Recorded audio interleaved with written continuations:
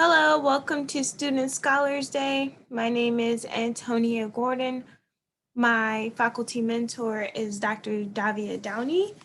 I am a current graduating McNair Scholar and graduating senior in the School of Public, Nonprofit, and Health Administration. My presentation today is titled The True Cost of Education and Why Money Matters.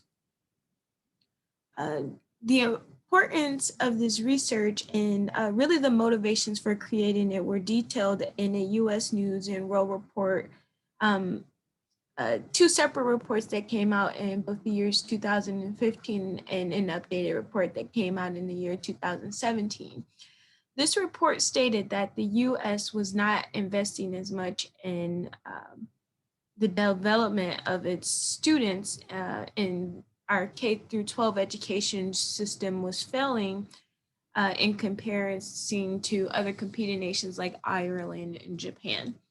And after conducting some additional research, I found that the schools that are at risk or tend to fail sooner and quicker are our urban and minority schools, which we classify as Title I schools.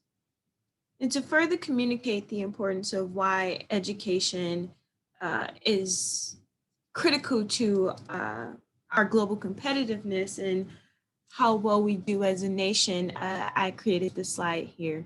So some of the reasons listed are to prepare students for citizenship, to cultivate a skilled workforce, to teach cultural literacy, to prepare students for college, to help students become critical thinkers, and to help students compete in a global market. So overall, with so much of our economy being tied to how well our populace is educated, it's really important that we have students who are capable and who are literate in order to create new ideas and new technology that will keep us at the forefront of national competitiveness. And for your background knowledge, we're going to talk about 3 levels of education policy: federal, state, being the state of Michigan, and the local levels. And the way this looks, or the way it's carried out in the US, is that we have federal initiatives that are created by whomever's in office at the time, whichever party is in power. Usually it's either Republican or Democrat. And then we have state law, which is carried out at the local level. So federal policy influences state law, and state law is actually required to be carried out at the local level. For the purpose of this research, we're going to discuss 2 federal policies. The first being the Elementary and Secondary School Act, which was developed after James Coleman, a scholar, report came out in the year 1965. And the Coleman report detailed the US education system at the time and how it was not fair to minority or low income students. In response to that, the administration of that year and that period created what is known as a Title I school district. It is a low income or high minority population school, and these schools receive additional funding for having those characteristics after recognizing that the US was not being fair to students who belong to these demographic groups. The No Child Left Behind Act of 2002 was a critical update, and the first and critical update to the Elementary and Secondary School Act. It left the same investments in these Title I schools, but with strict accountability measures that were heavily dependent on standardized testing and penalties for schools and students who did not meet these required benchmarks that were set up by the state tests. So that, and we also have at the state level in the state of Michigan, the Proposal A, the creation of Proposal A, which eliminated the use of property taxes as a source of school funding. So prior to Proposal A, schools were funded primarily through local property taxes. So whichever area, city, or locality you lived in, your schools were funded based on how much property tax that entity could generate. Well, for students who attended schools that were in low income or urban areas, property taxes and property values tend to be a little lower. So, recognizing this, the state of Michigan intended to make funding more equitable by producing what is called the per pupil allowance, which allowed schools, regardless of their location or the income that could be provided by parents or the city or taxes or so on and so forth, to be the same across the board. So, say that I am a student, it looked at me, Antonia, and it determined the amount it would take to educate me, including books, facilities, programs, so on and so forth. And it placed a dollar amount on that. And whichever school I attended, got that funding for me, that dollar amount attached to my enrollment. And the way schools determine their budget or income from the state is that they would take that per pupil allowance, that dollar amount, and multiply it by the number of students enrolled. School of choice deemed to be counterproductive to the goals of Proposal A. School of choice, well, prior to school of choice, students had to attend the schools that were in their local school district.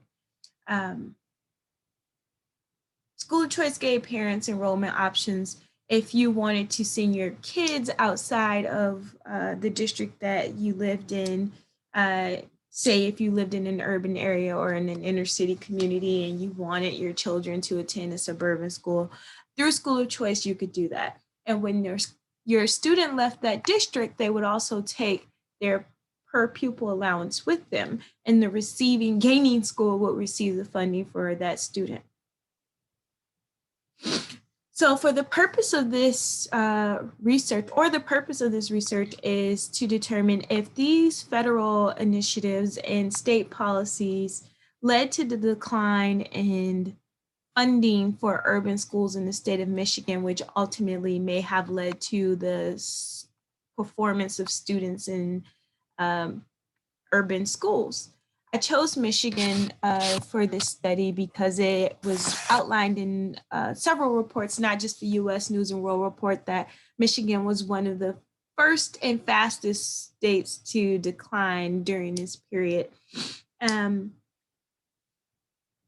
We use this school districts that are mentioned here above: Muskegon Heights Public Schools and Detroit Community School Districts. These schools are comparable in regards to minority and low-income student population, size, and overall performance, especially in regards to things that are tracked via these standardized tests that were created by the No Child Left Behind Act, which includes literacy and math. So what we found is that the classroom level mandates created by the No Child Left Behind Act, these standardized tests, did not result in long-term performance improvement. They failed to take into account the socioeconomic challenges that are associated with race, income, native language, and special needs, all these things that tend to affect inner city students more often than they would suburban students. So the test was not inclusive, which means that students who were not thought of or who were not, or who had a different circumstance were not going to perform well on standardized tests.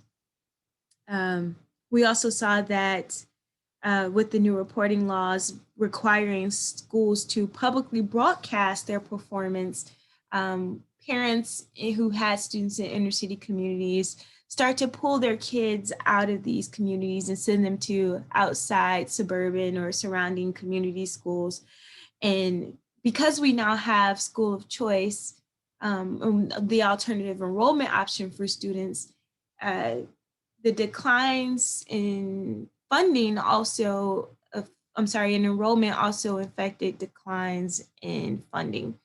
Um, Now we have schools that are trying to use the smaller dollars from the smaller enrollment rates to uh, employ teachers, fund instruction, and all the other things that it takes to educate a student. So while your student population may have decreased, your expenses may not have. And that is kind of where we put our inner city schools in a hole. So, as school of choice is fueled, as we continue to use these standardized testing methods, we see that funding has declined significantly over time through these, with all of these policies, federal and state kind of acting together. For Muskegon Heights Public School Districts, from year 2003 to 2018, we see that they lost more than half of their student population. It was actually in, I believe, the year 2014 where the school was actually taken over by a for-profit entity and it is now currently managed by that company. Same with Detroit Community School Districts. Significant roles in the climate, especially with the arrival of several charter schools. But overall, these two schools did not perform worse on standardized tests. There has been slower improvement or stagnant performance, but yet we continue to see some financial penalties from that. And to further communicate the implications of this inequity from funding and how we rate or uh, recognize student performance, I have a few points here. I won't read them all, but I will mention that overall, the lower percentage of educated individuals yields a lower tax base upon to draw on, and overall, lower tax base, lower educated group decreases global competitiveness, not just for those individuals, but for us as a community, for us in the U.S., for us as citizens.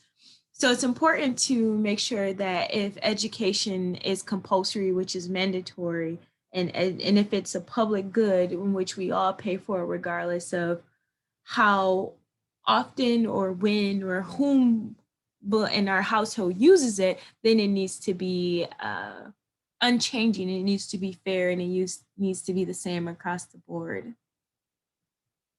So my recommendations are to understand for us as US and policymakers to understand the broader social, economic, and political context of student learning and the barriers that might come into learning or that might challenge learning for certain students.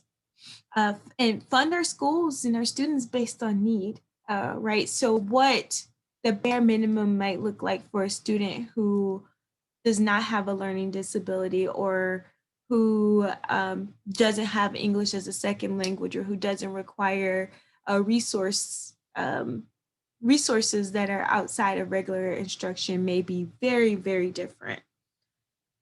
Maybe it is a time in our nation where we need to reevaluate the role of for-profit entities in a compulsory education system. Could it really be fair? Could it really be equal if we have a public good being operated by a private company? And maybe suggesting to lawmakers that rewarding progress over time is better than enacting penalties or imposing penalties for not meeting a certain benchmark, right? Not comparing students who face different circumstances to others or having an ethnocentric idea about what student progress looks like. So I like to acknowledge that some of my ideas have already been taken into practice and that the most important part of how we move forward is going to be the investment that the US makes into education policy, how we how seriously we take it, how we fund it, and what we do with the practitioners and scholars who belong to that field and the research that they create. this research has been presented previously. If you have questions, please be sure to leave a comment and I will absolutely respond. Thank you and have a great day.